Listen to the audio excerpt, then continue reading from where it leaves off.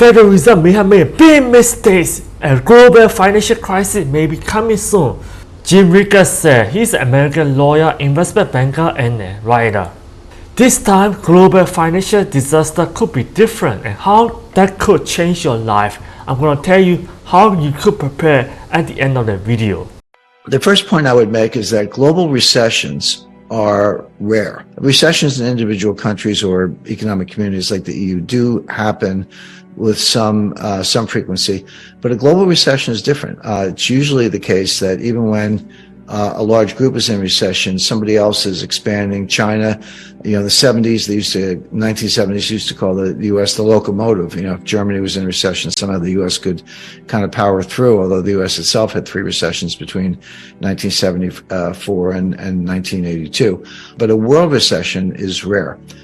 We had one around the time of the 2008 financial crisis, even though Australia did power through it okay, and certainly in 2020 during the pandemic lockdowns. But they're unusual, as I say. It's usually one group is in a little bit of trouble, but another group powers through and even can pull the recession country or group out of difficulty. But when global GDP declines, that's rare. We are heading for exactly that. To understand that, let's take a look at some of the largest economic groupings, and I'll start with the United States. Now, the United States had a mild recession in the first half of 2022. If you blinked, you missed it. First quarter GDP was negative, not a lot, about 1.6%. Second quarter GDP was also negative, about 0.9%. So first half as a whole, we had negative GDP. The rule of thumb definition of a recession is 2 consecutive quarters of declining GDP. That's the rule of thumb. We had that. It's in the data. Having said that, it was mild, and third quarter GDP and fourth quarter bounced back. But if there was a recession, it was mild. What I'm talking about is a much more severe recession, much more difficult, much sharper drop in economic output, beginning about now with rising unemployment, slowing industrial output, slowing retail sales, and importantly, for investors, a very sharp decline in inflation. So this is one of the kind of mystifying points about the U.S. stock market. I mean, it seems straightforward to me, but market has their own dynamic. They're saying, well, if the Fed raises rates the way I've described and they cause a recession, the Fed's going to have to cut rates. That's called the pivot, the Fed pivot, and lower rates are good for tech stocks or buy stocks. But think about that for a second. What if inflation comes down faster than the Fed thinks? And I think it may, by the way. I'll return to that. What if inflation comes down really fast and they get to the target rate sooner than they think? Does that mean they might have to cut? Well, it might, but what's good about that for stocks? I mean, if that happens, no one ever says, why did that happen? They just say, well, inflation may come down, interest rates may come down, so buy stocks. It's like, well, inflation may come down, interest rates may come down, but if it does, it's because we're in a very severe recession, exactly what I'm forecasting. And so if that's the case, stocks are going to plunge, 30, 40, 50%. So don't root for lower rates, or if you're forecasting lower rates, understand what that means. It doesn't mean the Fed chickened out. It doesn't mean life is wonderful and you should buy tech stocks. It means that we're in the very severe recession that I described, and I think we will end up there. And therefore, stocks are going to plunge. So, be careful what you wish for, as they say. The Fed's timeline is get to 5.25%, let's say, by March, sit tight until 2024. Inflation comes down, and then they can talk about cutting rates in 2024. That's what they're saying. My forecast is, yeah, they are going to raise rates. They're going to over-tighten. They're going to cause a very severe recession. And when they do, they may pivot at that time, but it won't be for good reasons. It'll be for very bad reasons, meaning we're in a recession and stocks have plunged. So don't buy into the Wall Street chatter as far as that's concerned. Because as I say, the Fed's going to over-tighten. Now, why doesn't the Fed know this? Well, because they never know, because they have the worst forecasting record of any institution I can think of. Their entire history since 1913 is one blunder after another. And this will just be the latest in a long series. And so just to kind of summarize, the Fed's on a course. We know exactly what it is because they told us. All you have to do is listen to them and believe them. They're going to raise rates to at least 5%, maybe 5.25%. Their plan is to sit tight, let high rates do their work, and see the inflation come down, and maybe in 2024 cut rates. What I expect is they are going to raise rates for the next couple of meetings, exactly as I described, but they're going to over-tighten. The signs of recession are already present. The Fed's not looking at them. I'll come back to what they are, by the way. And we'll be in a very severe recession for a lot of reasons in 2023. And that's going to mean a plunge in stock prices. So if the Fed cuts rates, don't cheer too loudly, because it'll be in a world where a severe recession, higher unemployment, and crashing stock prices are the norm. I'd like to finish on a, can't call it a happy note, but global liquidity crisis. Now, I talked about a global recession, and people go, well, isn't that like your liquidity crisis? No. A recession or a depression is very different than a liquidity crisis or a financial panic. They're two different things. They can and do happen separately. In 2008, we had both. In 2008, a recession or depression and a financial panic converged. So they can happen together, but they don't have to. They can happen individually. What we're in for looks like a global financial crisis and a global recession at the same time, coming sooner than later. Now, why do I say that? There's a global dollar shortage. People go, wait a second. The Fed printed $9 trillion, which they did in 2020. It's come down since then, but they did print that much money. How could there be a global dollar shortage? Well, what people don't understand is that behind the curtain, off balance sheet, this is off balance sheet. You got to go read the footnotes and understand what you're reading. There are $1 quadrillion of derivatives. And for those not familiar with the Q word, 1 quadrillion is 1,000 trillion. So I just said the Fed printed $9 trillion. Maybe it's down to $7 trillion. Yeah. But you have 1,000 trillion of derivatives. And they have to be supported with collateral. Not 100%, not even 10%. I mean, kind of 1% or 2% is enough. But when you're in a liquidity crisis, banks are extremely choosy about which collateral they'll accept to support this quadrillion-dollar inverted pyramid of derivatives. And right now, what they're saying, because this evolves, it gets worse. It doesn't happen overnight. It can become acute overnight, but it happens over the course of a year or longer. What we see, the banks are saying, I don't want corporate bonds as collateral. I don't want your mortgages as collateral. I don't even want 10-year Treasury notes as collateral.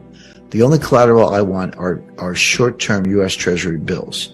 Treasury bills have a maximum maturity of 1 year, 360 days.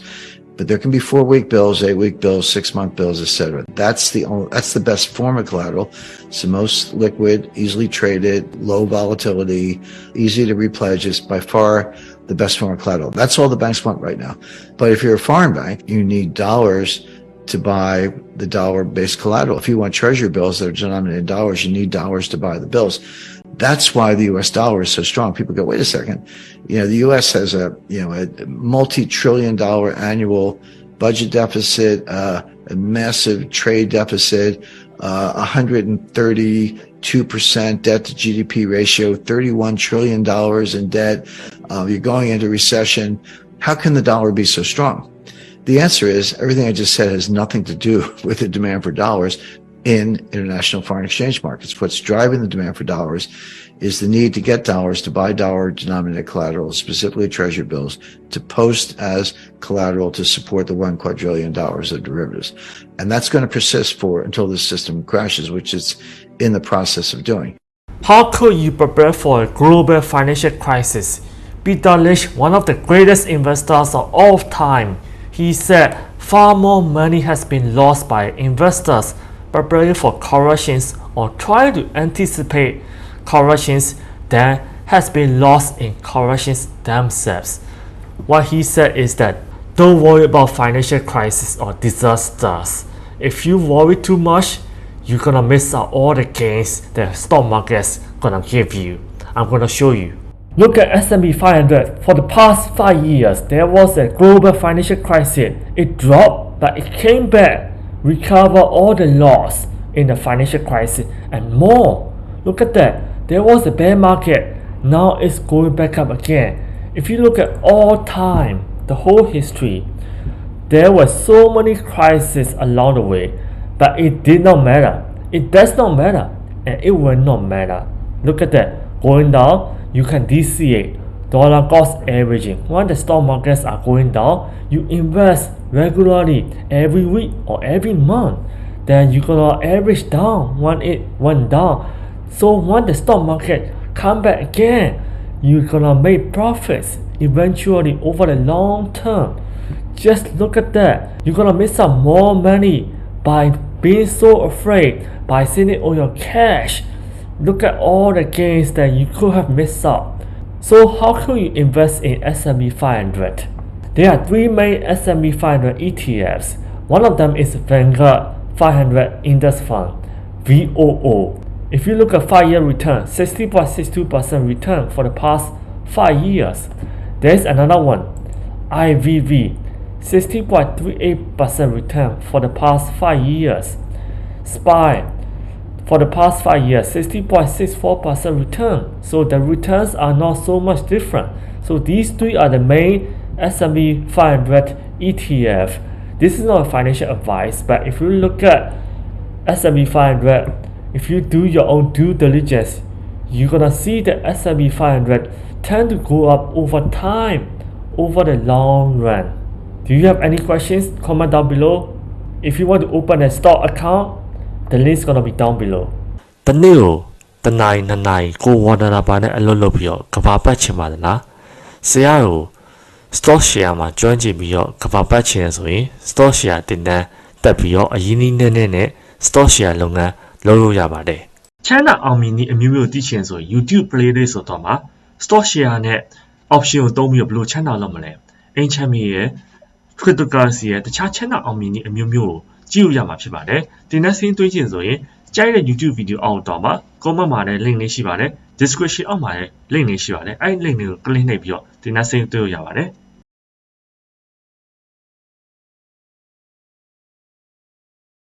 Hello ဆရာရဲ့ store share ကလည်းတင်တန်းကိုတက်တဲ့အတွက်ကြောင့်ပေါ့နော်ကျွန်တော်နှစ်ပတ်အတွင်းမှာ3000ကျော်လောက်မြတ်ပါတယ်ဆရာအရင်ကျေးဇူးတင်ပါတယ်ဆရာအစမှာတော့ဆရာရဲ့အဘောတခါတည်းမဖိုင်းနိုင်ဘူးပေါ့နော်နောက်မှနားထောင်တာနဲ့ခုဆိုတော့ကျွန်တော်အရင်ပဲမြင့်နေပါပြီဆရာအရင်ကျေးဇူးတင်ပါတယ်ဒီရှိအတွက်အရင်ကောင်းတဲ့အလုပ်ပါလူတိုင်းလုပ်တင်တဲ့ကောင်းတဲ့ဟာပေါ့နော်အဲ့ဒါရေရှည်အတွက်ကောင်းတဲ့အလုပ်ပါကျေးဇူးပါဆရာအရင်ကျေးဇူးတင်ပါတယ်ဆရာစီမာတင်နာမတက်ခင်တော့ကိုယ့်အကူစာအုပ်ဖတ်တယ်လေ့လာတယ်ဒါမဲ့အသေးစိတ်တော့လေ့လာခွင့်မရှိဘူးဆရာရစ်စီမာတင်နန်းတက်တော့အသေးစိတ်လေ့လာခွင့်ရှိတယ်ပြင်ဆရာဟောပြတဲ့တင်ခန်းစာတွေကအထောက်ကိုရမ်းပြုတ်တယ်ကျွန်တော်အရင်တော့မလေ့လာခဲ့ဘူးတဲ့အဲ့ penny stock တွေ patron မှာလွင်ချင်းအပြင်အရင်နည်းလေးနဲ့အမြတ်များရနိုင်တယ်ကျွန်တော်ဒီနှစ်ပတ်အတွင်းမှာ2000ကနေ3000ဝန်းကျင်လောက်ကျွန်တော်အမြတ်ရသွားပါတယ်ကြီးစုပါပဲဆရာမင်္ဂလာပါဆရာကိုအများကြီးကျေးဇူးတင်ပါတယ်ကျွန်တော်ဆရာတင်